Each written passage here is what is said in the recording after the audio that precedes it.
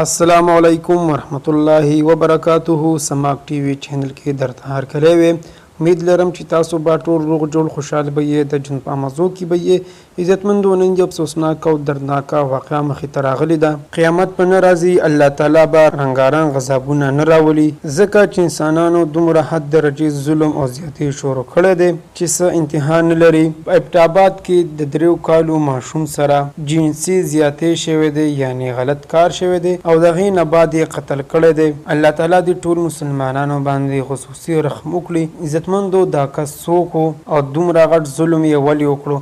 راځئ عزتمندو دا ټول معلومات موږ سره په دې ویډیو کې وګورئ چې پورا معلومات نه خبر شئ. کو تاسو موږ سره په دې ویډیو کې نه وي، مهرباني وکړئ زموږ دا چینل مهادر سره ضرور سبسکرایب کړئ.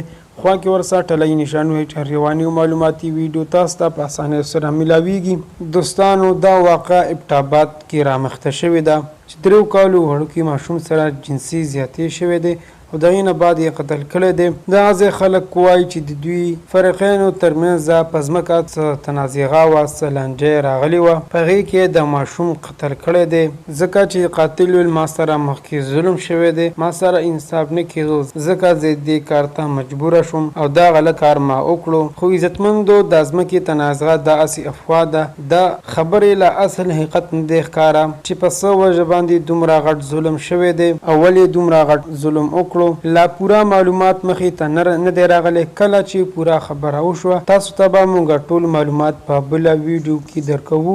موږ سره په دې چینل کې اوسئ او د نورو نویو معلوماتي ویډیو دپاره زموږ د چینل مهادر سره ضرور سبسکرایب کړئ. خوا کې ورسره ټلی نشان وایي چې هر رواني معلوماتي ویډیو تاسو ته په اسانۍ سره میلاویږي. دوستانو زموږ پولیس محکمې ته دا درخواست دی چې دا قاتلان دې زر تر زره ګرفتار کړي او سخت نه سخت سزا ورکړي، ځکه چې دا یو جرم نه شو. روزانه داسې کیسونه راځي. زموږ حکومت ته دا درخواست دی چې دې کیسونه دې مکمل توجه ورکړي او دا دې مکمل معاشرې نه ختم کړی شي. والسلام.